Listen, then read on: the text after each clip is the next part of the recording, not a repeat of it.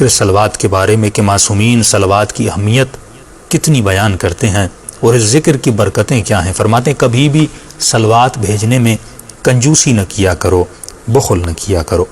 میرے پانچویں امام، امام باقر فرماتے ہیں کہ قال رسول اللہ، اس روایت میں 3 چیزیں بتائی گئی ہیں۔ یہ چیدہ روایت ہے، میں نے چنی ہے، بہت اچھی روایت ہے۔ رسول خدا 3 چیزیں فرماتے اگر کوئی بندہ ان 3 چیزوں سے محروم ہو گیا، فَأَبْعَدَهُ اللَّهُ، یہ عربی عبارت ہے، پھر ایسا بندہ اللہ کی رحمت سے دور ہوتا ہے۔ گویا ایسے بندے کا نہ ہونا بہتر ہے اگر کسی بندے نے ان 3 چیزوں سے فائدہ نہ لیا، خود کو ان 3 چیزوں سے محروم کیا۔ پہلی چیز فرماتے من ادرک شہر رمضان، جس نے شہر رمضان کو درک کیا۔ کیا مطلب درک کیا؟ یعنی جس نے پورا رمضان کا مہینہ گزارا، رمضان کو دیکھا۔ ہم میں سے کتنے لوگوں نے کتنے رمضان گزار لی؟ فرماتے اگر رمضان میں رہا، رمضان کا مہینہ گزارا، روزے رکھے، فلم یغفر لہ فابعدہ اللہ، اور اگر رمضان میں رہ کر بھی اپنے گناہوں کو بخشوا نہ سکا، ایسا بندہ اللہ کی رحمت سے بہت دور ہے۔ دوسری چیز فرماتے ہیں ومن ادرک والدیہ فلم یغفر اللہ ابعدہ اللہ، رمضان کو دیکھا لیکن اپنے گناہوں کو بخشوا نہ سکا، فرماتے ہیں ایسا بندہ اللہ کی رحمت سے دور ہے، بلکہ ایسے بندے نے زندگی میں کچھ حاصل ہی نہیں کیا۔ یعنی ایک قیمتی ترین چیز اس کے پاس تھی لیکن اس نے اس قیمت کو سمجھا نہیں، اس سے استفادہ نہیں کیا۔ یہ ایسے ہے کہ آپ 1 مہینہ علی بن ابی طالب کے ساتھ گزار رہے اور مولا سے ایک جملہ نہ سیکھیں، مولا سے کچھ حاصل نہ کر سکیں، رسول کے ساتھ رہیں لیکن وہ معرفت حاصل نہ کر سکیں، کربلا بندہ جائے لیکن کوئی ثواب حاصل نہ کر سکے، تو فرماتے ہیں حیف ہے ایسے بندے پر، وہ اللہ کی رحمت سے دور ہے۔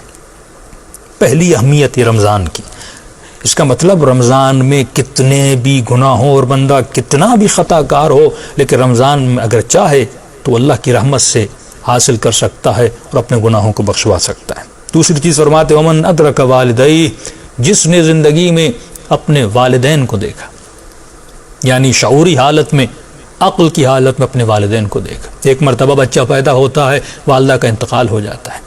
ایک مرتبہ یہ ہے وہ 7 سال 8 سال کی ایج میں ہے، اس کے والد کا انتقال ہو جاتا ہے۔ لیکن معصوم فرماتے ہیں اگر کسی نے شعور کی حالت میں، عقل کی حالت میں، جوانی کی حالت میں اپنے والد اور والدہ کو دیکھا، ان کے ساتھ وقت گزارا، ان کے ساتھ زندگی گزاری، اور والدین کے ساتھ رہنے کے بعد بھی اگر ان سے فیض لے نہ سکا اور اپنے گناہوں کو بخشوا نہ سکا، یعنی یہ والدین ہیں جن کی وجہ سے گناہ بخشوا دیے جا سکتے ہیں، لیکن اگر وہ والدین سے بھی فائدہ نہ لے سکا، فرماتے ہیں ایسا بندہ بھی اللہ سے دور ہے، اور حیف ہے کہ اس نے والدین کی نعمت سے کوئی فائدہ نہ دیا۔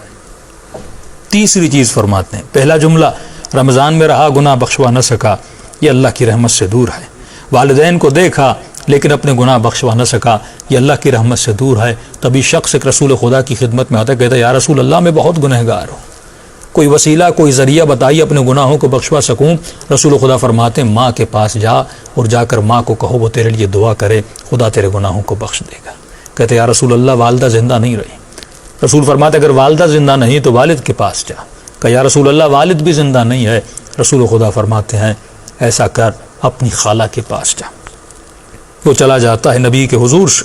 یا رسول خدا فرماتے لو کان اماں، اگر اس کی ماں زندہ ہوتی یہ بہت جلدی اپنے گناہوں کو بخشوا لیتا۔ اس کا مطلب جب تک والدین تھے اس نے والدین سے کوئی فائدہ نہیں لیا۔ اکثر مومن کہتے ہیں مولانا ہم پریشان ہیں، کوئی دعا، کوئی ذکر، زیارت عاشورہ، کوئی ایسا عمل بتائیے کہ ہم قرضوں سے نجات پا جائیں، بیماریوں سے نجات پا جائیں، مشکلات سے نجات پا جائیں۔ ہم کیا کریں، ایسے لگتا ہے ہمارے روزگار کو بند کر دیا گیا ہے۔ بتائیے کوئی ایسا عمل کہ روزگار کھل جائے۔ بہترین عمل یہ ہے اگر پریشان ہو تو والدہ کے پاس جاؤ، اگر پریشان ہو والد کے پاس جاؤ اور قدموں میں بیٹھ کے کہو کہ میرے لیے دعا کرو۔ ان کی دعا کا اثر یہ ہے کہ پروردگار عالم تمہاری مصیبتوں کو دور کر دیتا ہے۔ رمضان کا مہینہ درک کیا اور فائدہ نہ لیا، اللہ کی رحمت سے دور ہے۔ والدین کو دیکھا اور درک نہ کیا، ایسا بندہ بھی اللہ کی رحمت سے دور ہے۔ تیسرا جملہ فرماتے ہیں ومن ذکرت عندہ، جس کے پاس میرا ذکر کیا جائے، یعنی محمد عربی کا ذکر کیا جائے، رسول خدا کا ذکر کیا جائے، فلم یصلی علیہ، اگر وہ میرا نام سنے، میرا ذکر سنے، لیکن اگر مجھ پہ صلوات نہ بھیجے، فرماتے ہیں ایسا بندہ بھی اللہ کی رحمت سے دور ہے۔ یعنی میرا نام سنے اور میرا ذکر نہ کرے۔ سوال یہ ہے یا رسول خدا آپ کے ذکر میں کیا ہے؟ فرمائیے ذکر جو میرا کرے گا کون سا ذکر ہے؟ یعنی اگر میرا نام سنے، مجھ پر درود نہ بھیجے، مجھ پر صلوات نہ بھیجے، نہ بھیجنے کے سبب اس کے گناہ بخشے نہیں جائیں گے، لیکن اگر میرا نام سنے اور میرا ذکر سنے اور صلوات پڑھے تو خدا اس کے گناہوں کو بخش دے گا۔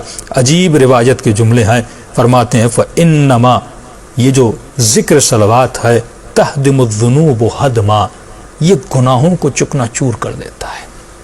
جو ذکر صلوات پڑھتا ہے، یہ صلوات سمجھیں ایک ہتھوڑا ہے، اگر گناہ اس کے سامنے ہو یہ اس کو چکنا چور کر دیتا ہے اور گناہوں کو مٹا دیتا ہے، گناہوں کو دھو دیتا ہے۔